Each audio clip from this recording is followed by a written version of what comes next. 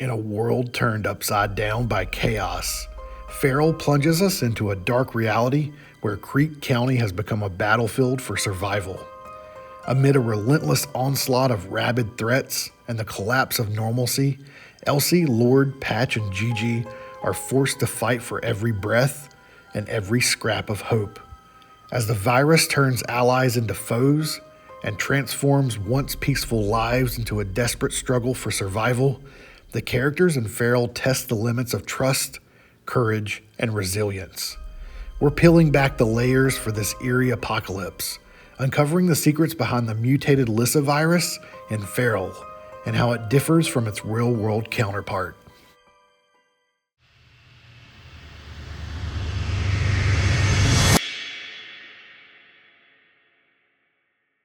How's it going, comic book fans? Welcome back to Comic Drops.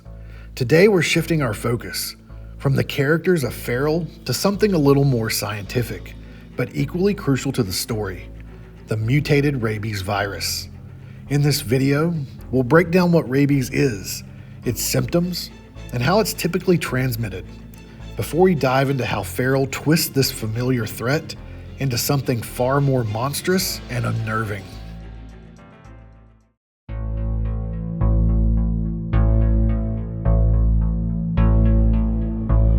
Rabies is a viral disease caused by the Lissa virus, which primarily affects the central nervous system of mammals. It's most commonly transmitted through the bite of an infected animal, as the virus travels through saliva into the bloodstream. Once the virus takes hold, it begins to cause a host of disturbing symptoms. In its natural form, rabies can lead to severe inflammation of the brain, resulting in symptoms such as fever, agitation, hallucinations, and intense fear of water, known as hydrophobia. Victims may exhibit erratic behavior, aggression, and even paralysis before eventually succumbing to the infection. The disease is nearly 100% fatal once symptoms appear, which is why prompt vaccination and post-exposure treatment are critical. After a bite from an infected animal, rabies progresses in stages. Once the incubation period has ended, the animal enters the first stage, known as the prodromal stage. During this stage of the disease, animals may exhibit behavioral changes. Quiet or anxious animals may become unexpectedly aggressive, and very active animals may exhibit lethargy or extreme fatigue. This stage of the disease typically lasts only a few days. The excitation stage. During this stage of rabies, animals become extremely excitable, angry, or jittery. Animals in this stage of rabies are hyperactive, meaning they might bite at anything that comes near them or may run away from humans that they know. This stage can last from 3 to 4 days and may persist until death. The final stage of rabies is known as the paralytic stage. During this stage of rabies, animals may exhibit motor control issues, including extreme difficulty swallowing, choking, and other cough-like issues. For this reason, owners may suspect that the animal has something lodged in their throat, but that's not the case. Understanding the typical course of rabies is essential because it lays the groundwork for appreciating how Farrell upends our expectations and how they also stay the same. In our everyday understanding, rabies is a well-known scourge, a relentless, incurable disease that turns animals into frenzied, aggressive versions of themselves. But here's the twist. In Farrell, the virus isn't just a simple matter of aggression and hydrophobia. It's been mutated into something that defies the standard biological rules we know. As we continue, we'll explore how the mutated version in Farrell diverges from what we would expect from a conventional rabies infection, altering behaviors, appearances, and even the fate of its victims. Comparing these two versions of the virus, we can better appreciate the world building in Farrell. The traditional symptoms, excessive drooling, erratic behavior, and hydrophobia, are familiar territory. However, when you see those traits exaggerated and twisted in this series, it becomes clear that Tony Fleece has taken a known horror element and morphed it into something uniquely terrifying. How do these alterations impact the survival of our beloved characters? And what does it reveal about the nature of fear and control in Creek County? Feral gives us a chilling glimpse into the mutated Lyssavirus 8 that has upended the world for Elsie, Lord, Patch, Gigi, and the kittens. And each issue is packed with hints and clues that set this strain apart from regular rabies. While traditional rabies is primarily transmitted through bites, in the first issue, Patch gets a single scratch that leads to his infection. And this new version appears to be even more invasive, with hints that it can be transmitted via spittle and perhaps other airborne particles, much like the coronavirus. So severe is this outbreak in Feral that the hazmat team from the CDC are ordered to kill any animal they come across, regardless of whether they're infected or not. And the agents are seen donning gas masks and respirators, a visual that strongly suggests the virus might also spread through the air. The terror here is underscored by an evacuation order posted on a tree at the end of issue 3, which reads, "All residents of Creek County must evacuate your residences. Lyssavirus rabies infected or exposed residents must report to the Quarantine Command Center at North Middle School. Unaffected residents proceed to the Creek County Community Center on North 23rd and Center Avenue. Do not bring pets. Any house pets not yet surrendered to animal control are to be left behind.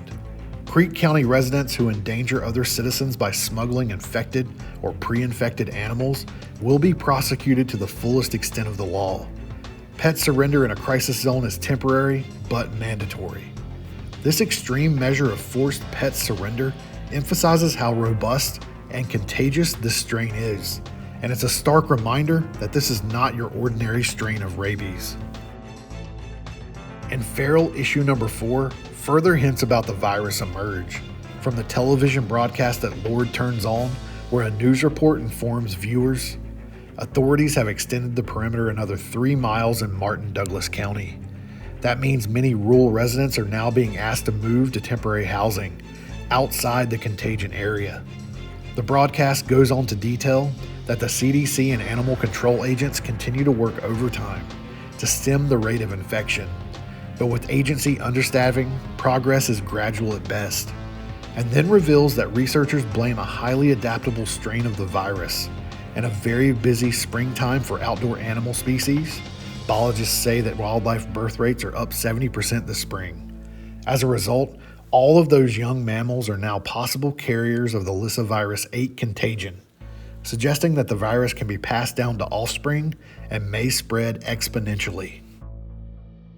The broadcast reinforces the danger of even casual contact with animals, warning viewers, remember, if you come into close contact with animals outdoors, whether you know them or not, authorities are asking you to report to a municipal crisis center for testing and quarantine. It continues with, "We've never seen anything like Lyssa before. The early stages of infection seem almost completely random. It might take hours, or it could take months for the virus to be detectable, echoing the unpredictability of regular rabies while hinting at something far more sinister here." Later in the same broadcast, viewers are cautioned, if you're within 2 miles of Martin Douglas and you still have pets in your home, call the number on screen as soon as possible. Remember, pet surrender for residents in the crisis zone is temporary but mandatory. Then in Feral issue number 6, a very personal aspect of the virus is explored when Patch succumbs to its effects. His throat begins to close, making it hard to breathe, and he refuses to drink water because it hurts, a clear sign of hydrophobia. His constant coughing marks the paralytic stage, where motor functions deteriorate, and his cognitive abilities wane as he struggles to focus. At one point, Patch attempts to attack a rabbit, but is overwhelmed by confusion and racing thoughts, only to hallucinate that a rabid dog is actually Elsie, leading him to attack and kill that dog, another action that suggests that he has entered the notorious Mad Dog stage. Yet despite these horrific symptoms, Patch clings to the hope of reuniting with Elsie and Lord, repeating his desire to be with them even as his mind unravels.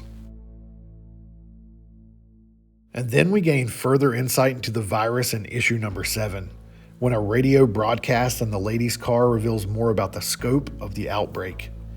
It's the top of the hour on AM 1430 News, Talk, and Sports.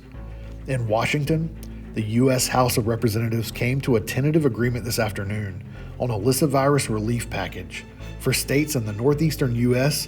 that are still struggling to contain the contagious.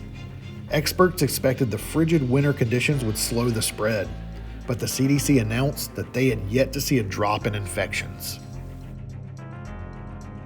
This broadcast underscores that the mutated virus may not only be spread through bites or scratches, but could be transmitted via the air or close contact, making even casual proximity to animals a serious risk. Notably, so far, the only humans shown to be infected is the lady, who saves our main characters, though it remains unclear whether she was infected after being attacked by the cats when Elsie opened her bedroom door, or if she had been infected long before that. The combined evidence from the quarantine poster, the TV news, and the radio broadcast paints a picture of a virus that is far more robust, unpredictable, and invasive than typical rabies, setting the stage for a cataclysmic outbreak that threatens not only the animal world but also humans. This mutated lyssavirus 8 challenges our basic understanding of the disease, transforming familiar symptoms like hydrophobia, aggressive behavior, and paralysis into tools of mass contagion that turn even the most benign interactions into potential disasters. The meticulous details crafted by Tony Fleece and his creative team not only build tension, but also invite readers to ponder. What will be the next step in this uncontrollable spread? And can anyone truly survive in a world where even a simple scratch can lead to unimaginable and widespread horror? So that wraps up my breakdown of the rabies virus, both the real-world version and the setup for its mutated counterpart in feral. If you found this video intriguing, hit that like button, subscribe to Comic Drops, and leave a comment below with your thoughts and theories about how this mutated virus might affect our favorite characters. Thanks for watching, and I'll see you in the next one.